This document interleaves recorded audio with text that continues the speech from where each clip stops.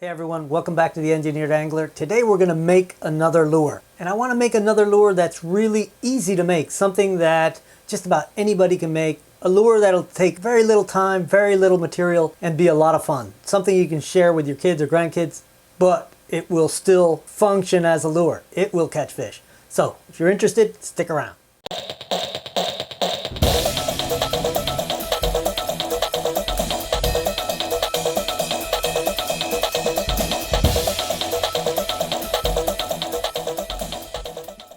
So this lure build is kind of inspired by a lure I made a few videos ago, and it was based on a really fundamental shape, the circle, basically a disc. And I call it the lollipop lure because it looks like a lollipop. The body is cut out from the end of a dowel, and the dive lip is a piece of popsicle stick. And even though it's a small lure, it's really aggressive in the water. You can see it has a heavy crisscross kind of action.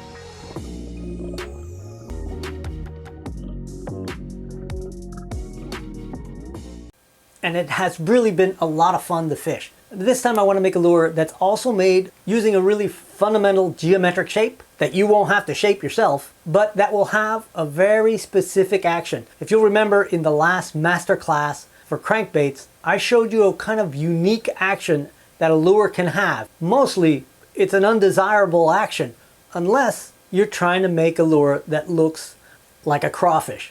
And that action is porpoising, where the dive bib causes the lure to move down and up instead of back and forth. This is such a strange action. It's hard to believe a lure will actually do it. It looks like a hobby horse, but it's definitely obvious in slow motion.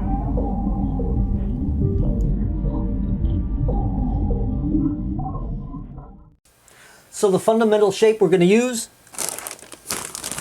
a sphere. Just a ball of wood. And I bought a bag of these at a hobby store nearby, and it's a 1-inch ball. And these things I believe are made of poplar. It's pretty hard, but not that heavy.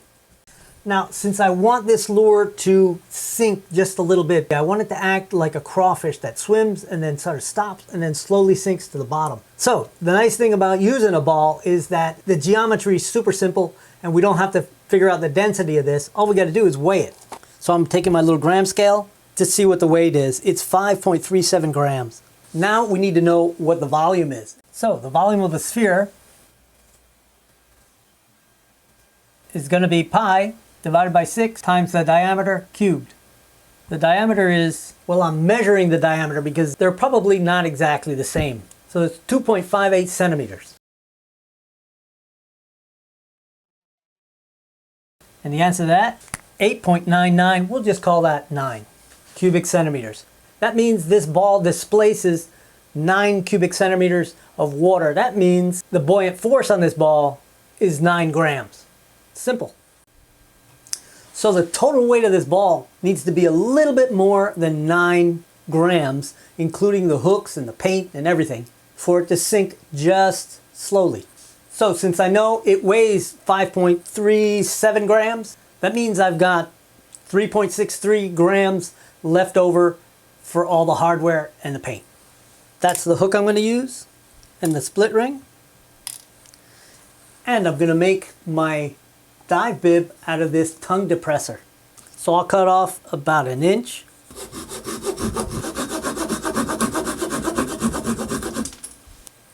All right, we'll weigh that along with it. Now you're probably wondering how I'm going to account for the buoyancy of that little dive lip.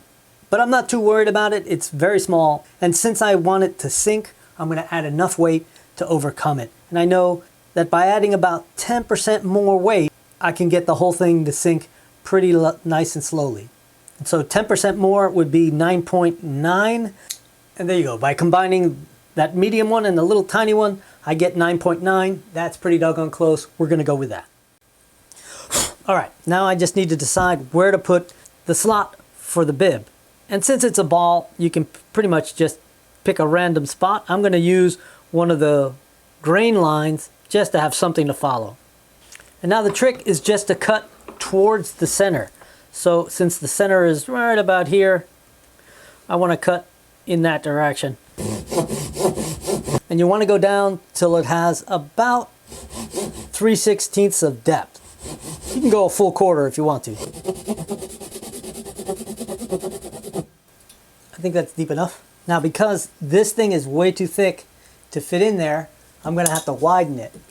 And you can do it with a razor knife or by wrapping your original blade with some sandpaper, and then you can just work that in there slowly. But I've got this hacksaw blade that it's a broken blade that I glued together, and it turns out to be the exact right thickness. And I'm just going to follow one of the edges so I get a nice straight cut down.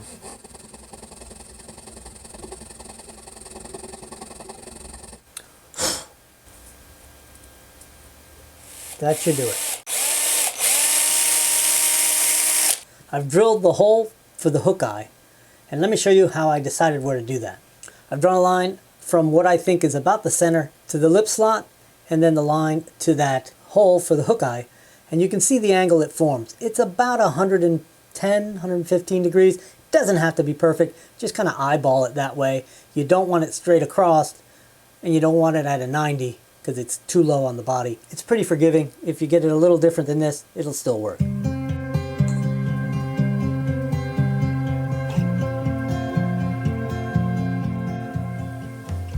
Dribbling some crazy glue right in the slot. I like to use a little bit of activator because I don't have the patience to wait. And then I'll just put a little more on this other edge.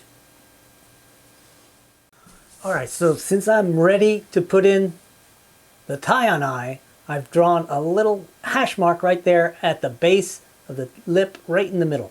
And that's exactly where I'm going to drill this. And I'm going to aim it towards the center of the ball.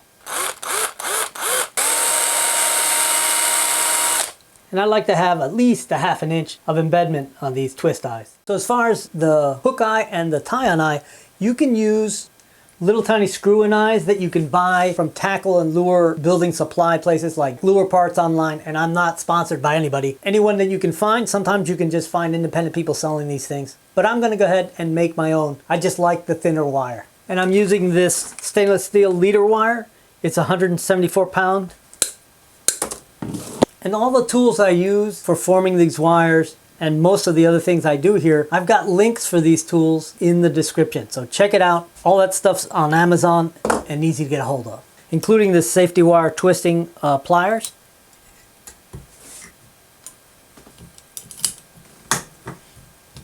All right. That's what it looks like. I need to make one more. There's the two twist eyes. And before I install those, I really need to put the weight in the body.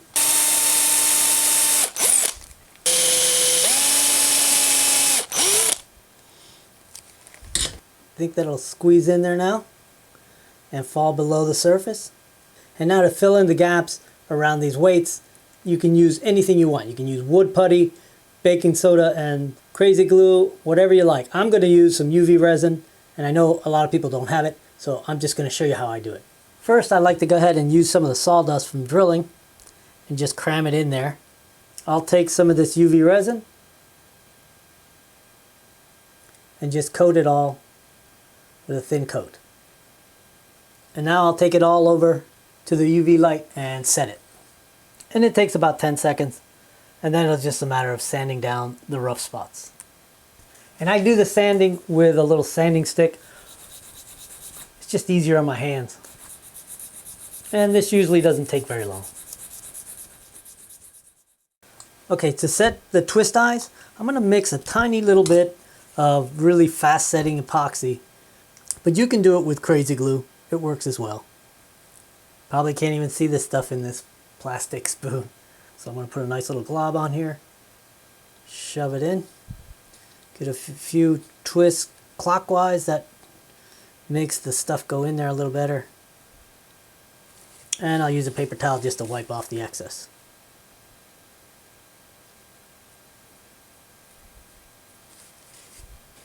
Alright, now I'm going to let it sit until it sets up. That's going to be probably 30 minutes, and we'll come back to it and start thinking about the paint job. Alright, so what I've done so far, I gave a light seal with some Minwax polyacrylic clear, and now I'm ready to paint it white.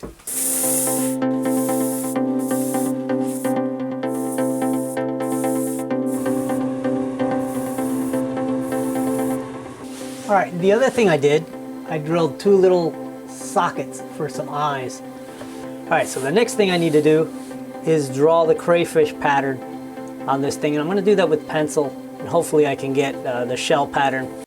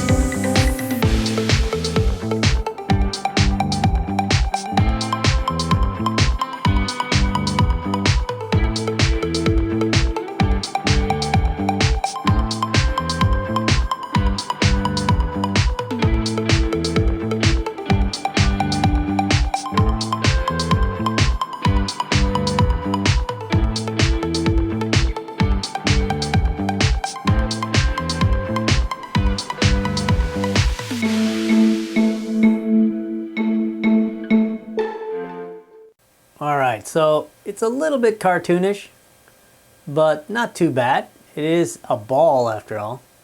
I'm pretty good at mechanical drawing. This, not so much. All right, but it's time to clear coat this thing.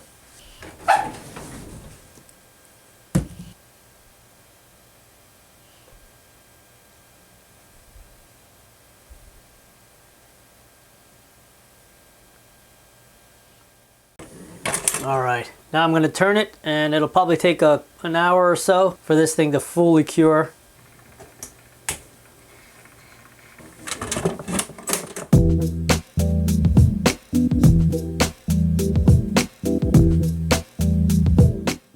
All right, it's done, and the clear coat looks pretty good.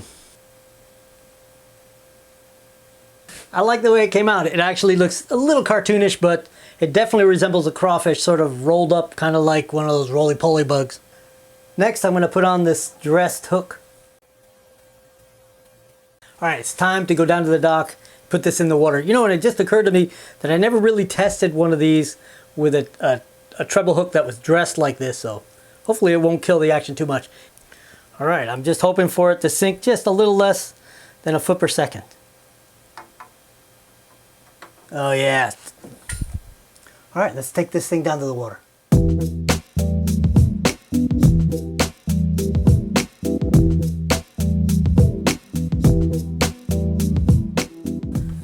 All right, and as usual, we're down here right at sunset. The sun's right in my eyes. But let me show you what it looks like as it drops in the water.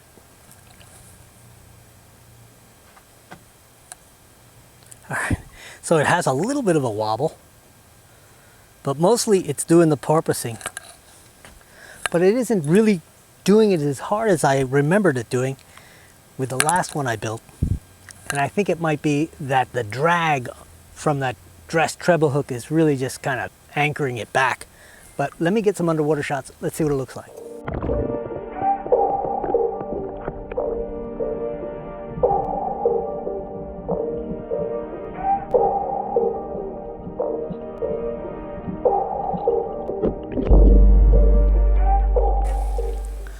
All right, well, unfortunately, usually I'm able to get out on the boat and do a little bit of videoing in the water just by trolling it behind me and getting the camera out there, but the batteries are dead on the boat. So I guess this is it. Hopefully the underwater shots I got are enough to show you what I was after. I was hoping for a little bigger movement, but it'll have to do. I think just the fact that it will swim and porpoise a little bit and then I can let it settle near the bottom, I think this thing will catch some fish. So I just want to say thank you to everybody who's been commenting and all the really nice things people have been saying about the content of these videos. I really appreciate it. I make them so that people can draw some inspiration and have a little fun making lures and catching fish with their own lures. And I just realized that I've been sort of building a pretty good quiver of lures that I haven't really gone out and fished with. So maybe the next video will be a fishing trip with these lures. Thanks for watching. I'll see you next Friday.